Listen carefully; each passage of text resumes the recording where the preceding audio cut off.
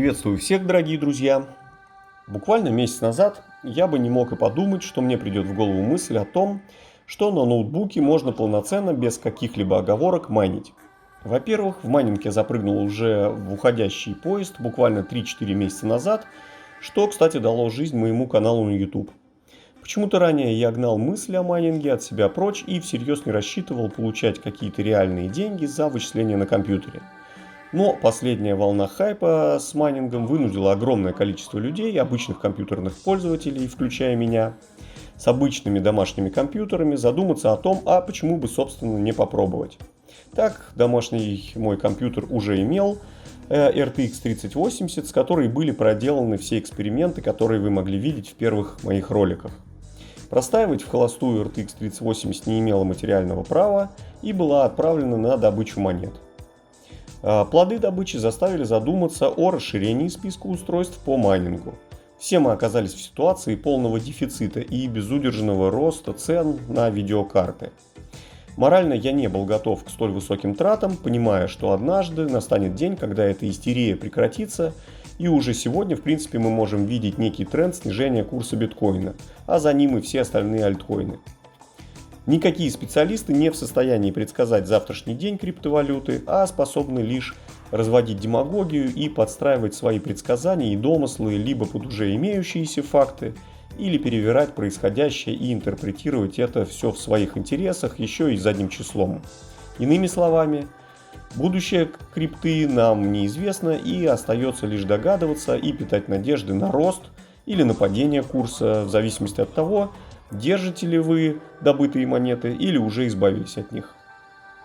Так вот, однажды, просматривая в очередной раз прайс-лист на видеокарты, которых в наличии было по пальцам руки пересчитать, поисковый запрос выдал из наличия ноутбук с видеокартой RTX 3070. Это был MSI GP66. До этого краем глаза я видел обзоры на ноутбуки и всегда знал, что аналогичные по названию модели видеокарт в десктопе и в ноутбуке – это две разные вещи. Ноутбук по определению это набор компромиссов и урезанная мощность всего, от процессора до видеокарты, с ужатой до нельзя по питанию, дабы не выходить за рамки возможностей по охлаждению в ограниченном по размеру корпусе. Но мне стало интересно, я начал читать, тогда на YouTube еще не было обзоров по данному ноутбуку, и было не все так очевидно, как сейчас. И удивительным открытием стало то, что в данной модели ноутбука используется полноценный RTX 3070 без технологии NVIDIA Max-Q, которая призвана урезать мощность видеокарт во благо энергоэффективности. На бумаге и спецификациях выглядело все очень заманчиво и красиво. И самое главное, внимание, все это по цене обычной видеокарты 3070, RTX 3070 в том же самом магазине. В это было сложно поверить, но мы живем в странные времена, когда дефицит вытворяет с рынком то, что последние пару-тройку десятков лет нам еще не доводилось видеть. И 24 апреля, то есть полтора месяца назад, подумав о том, что даже если завтра поезд с майнингом пойдет под откос, то у меня останется на руках полноценный игровой ноутбук. Эта мысль меня убедила, что можно попробовать сыграть в эту рулетку, и на следующий день ноутбук был приобретен по цене 144 тысячи рублей, где-то ориентировочно $1950. Именно столько или даже чуть больше стоили видеокарты на RTX 3070. И вот, по прошествии полутора месяцев полноценной 24/7 эксплуатации, я могу с уверенностью и не лукавя рассказать вам о данном ноутбуке. Это будет не полноценный обзор ноутбука, коих уже предостаточно в сети по данной модели, а мои личные ощущения и конкретные выводы после использования устройства довольно продолжительное время, а не пару дней, как водится у обзорщиков. Давайте вкратце пробежимся по его основным характеристикам. Процессор это Intel Core i7-10750H, 6 ядер, 12 потоков, с частотой 2,6 5 ГГц и TDP 45 Вт. Оперативная память 16 ГБ DDR4, используются две плашки 2 по 8. Максимально можно установить до 64 ГБ. Самое главное в этом ноутбуке это видеокарта NVIDIA GeForce RTX 3070 без Max-Q, то есть не урезанная по энергопотреблению карта, как это обычно делается в ноутбуках. Дисплей 15,6 дюйма, разрешение Full HD, 1920 на 1080, но 144 Гц матрица IPC. Накопитель SSD NVMe 512 ГБ. Из плюшек также имеются Wi-Fi 6, Bluetooth 5.1 и клавиатура SteelSeries с возможностью настройки подсветки под каждую клавишу. Аккумулятор небольшой, всего 65 Вт-часов, и общий вес ноутбука составляет 2,3 кг. Масса устройства красноречиво говорит о том, что это десктопный ноутбук, его не потаскаешь с собой в ежедневные поездки, но перемещать в кухне, спальня, дом, дача не составит никакого труда. Визуально аппарат довольно классический, без каких-то явных кричащих деталей, что мне в принципе импонирует. Вес ноутбука позволяет открывать крышку одной рукой, не опасаясь того, что ноутбук перевернется. Но в закрытом состоянии крышка не плотно фиксируется и есть небольшой зазор и люфт. Перечислять имеющиеся входы и выходы я не буду, отмечу лишь в качестве минуса это отсутствие в ноутбуке картридера. К клавиатуре у меня никаких претензий нет, ход и звук клавиш мне кажется вполне удобным. Слава богам, что здесь полноразмерные стрелки, а не как сейчас модно их поголовно делать в усеченном варианте. А вот тачпад оказался недостаточно чутким по современным меркам, и пользоваться им вполне можно, но это явно сэкономленная часть изделия. А также отсутствие отдельных кнопок на тач-панели не добавляет удобства при его эксплуатации. Экран по своей цветопередаче и уровню яркости меня более чем устраивает. Разрешение Full HD вполне достаточное для этой диагонали. И в играх FPS будет в большинстве проектов за 100, что очень круто для ноутбука. Звук ноутбука не самая сильная его черта. Давайте послушаем.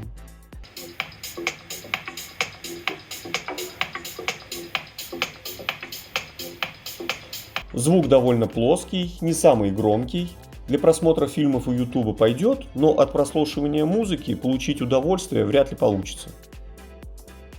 Аккумулятор в среднем хватает на 4,5-5,5 часов при серфинге в интернете, а вот при просмотре видео сильно меньше, порядка 3 с небольшим часов. Про игры на аккумуляторе можно забыть, так как и сам заряд тает на глазах, но и мощность ноутбука без розетки сильно ограничена. Здесь можно упомянуть о приличном косяке устройства. Это очень долгая зарядка. От 0 до 100% проходит более 4 часов. Это очень странно по современным меркам. Температура зарядного устройства при постоянном майнинге 48-50 градусов. Это при комнатной температуре в 25 градусов. А во время игр блок питания может разогреваться до 58-60 градусов. Теперь важный момент по возможностям апгрейда ноутбука.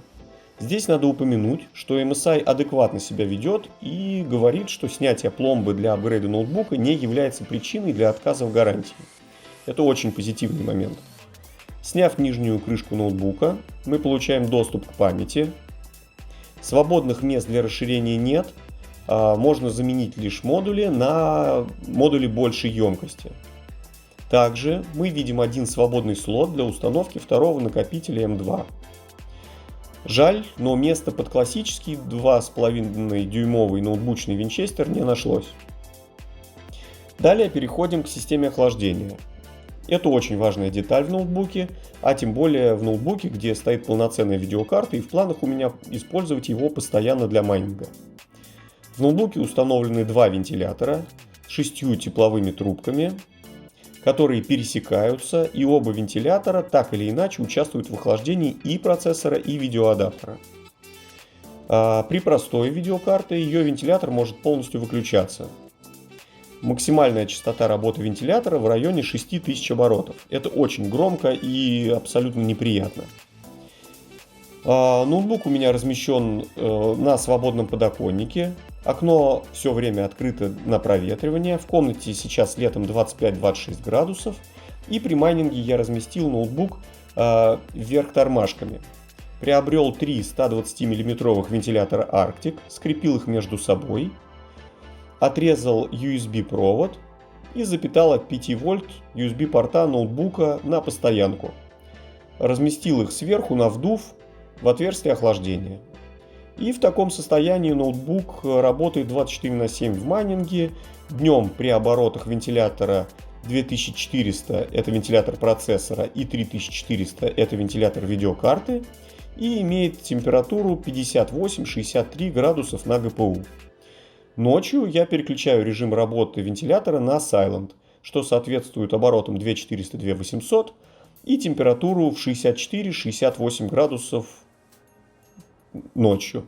При таком уровне шума можно спокойно спать в этой же комнате, мне никаких хлопот не доставляет. Такой температурный режим мне видится более чем оптимальным, и выкручивать вентиляторы в 5-6 тысяч, как это делает большинство ютуберов, я смысла никакого не вижу. В играх ноутбук себя показывает превосходно. Небольшое по современным меркам разрешение экрана позволяет во всех игровых проектах иметь под или за сотню FPS, а 144-герцовая матрица, достаточно быстрая, позволяет наслаждаться этим высоким FPS. Ну а теперь переходим к главному вопросу майнинга на данном ноутбуке. Здесь себя ноутбук показывает просто нереально хорошо. Память на видеокарте на чипах Samsung творит чудеса и в разгоне держит без труда 1800 МГц, что позволяет получать 68 мегахэшей в эфире. Но я предпочитаю не выжимать все соки из железа и на постоянке держу плюс 1500 МГц на памяти и имею постоянные 65 мегахэшей. Дорогие друзья, я напомню, что взрослые десктопные полноценные версии RTX 3070 не могут показывать таких результатов и с трудом добираются до 62-63 мегахэшей. Это просто удивительная история. В таком состоянии ноутбук у меня находится почти 1,5 месяца и не переставая трудится в добыче криптовалюты. По данному скриншоту, например, из Crystal Disk Mark, можно видеть, что ноутбук проработал уже более 1000 часов, то есть 40 с небольшим суток. При актуальном курсе биткоина и эфира ноутбук за месяц приносит порядка 8,5-9 тысяч рублей. Да, сейчас это уже не так много, как было месяц назад, но все же приличные деньги. Для настройки видеокарты и для того, чтобы иметь наиболее оптимальный с точки зрения потребления и тепловыделения конфиг, нужно воспользоваться программой NVIDIA Inspector версия 1.9.7.8, сделать батничек и поместить его в автозагрузку со следующей строкой. В этой строке мы ограничиваем потребление карты на 67 сотых вольта, уменьшаем частоту GPU на 300 МГц и увеличиваем частоту работы памяти на 1500 МГц. Для вашего удобства ссылки на программу и батничек будут в описании видео. С такими настройками мы имеем 65 МГц, при этом потребление всего ноутбука из розетки составляет всего порядка 130 Вт. Температура на GPU при оборотах вентилятора 3500 всего 63 градуса, как я говорил, с элементарным моддингом внешнего охлаждения, без снятия нижней крышки ноутбука. Также для повседневного использования я могу рекомендовать Undervolt процессора. Для этого при включении ноутбука нажимаем Del, чтобы попасть в BIOS. Попав в BIOS, одновременно нажимаем правый Ctrl, правый Shift, левый Alt и F2. Таким образом разблокируется скрытое меню BIOS. Теперь идем в закладку Advanced, Overclocking Performance меню. Делаем Overclocking Feature Enabled, XTU Interface Enabled. Переходим в закладку Процессор. Делаем Offset Prefix минус, чтобы уменьшить напряжение на процессоре. И Core Voltage Offset. Здесь указываем в милливольтах, насколько мы хотим андерволтить процессор. В моем случае 60-80 милливольт является стабильным результатом. И сохраняем и перезагружаем ноутбук. Запускаем Intel XTU. И можем убедиться, что наша настройка по андерволту применена. Далее с помощью стресс-тестов тестируем систему на стабильность. В результате мы получаем чуть более холодный, менее прожорливый ноутбук, а также частота процессора во время буста держится чуть дольше по времени. В итоге я могу констатировать, что аппарат оказался абсолютно беспроблемным. способным работать в постоянном режиме без намеков на то, что ему нехорошо. Для себя приобретение такого аппарата в единичном экземпляре в семью считаю очень разумной и приятной находкой. При стоимости, соизмеримой со стоимостью только лишь одной сравнимой по производительности видеокарты, считаю приобретение просто must-have. Ну и самая большая ложка дегтя во всем этом великолепии. Это, конечно, актуальное наличие этой модели ноутбука в магазинах, после того, как стало известно, что у него полноценная для майнинга видеокарта. Он продавался в сетях Eldorado и MVideo, но на данный момент он есть только у перепродавцов на Авито. По цене в среднем 180-190 тысяч рублей, что, конечно, высоковато. Но иногда проскакивают варианты по 160-165 тысяч. Также его можно посмотреть на Computer Universe. Там он бывает по 141 тысячи рублей. Плюс надо будет заплатить 55 евро за доставку. И таможенная пошлина обойдется где-то в 18 600. В итоге получается ориентировочно те же самые 165 тысяч рублей. В принципе, даже такой вариант представляется мне вполне рабочим. Друзья, большое спасибо всем за внимание. Высказывайте свое мнение о видео, оценивайте его, оставляйте свои комментарии, подписывайтесь. Всем большое спасибо и пока.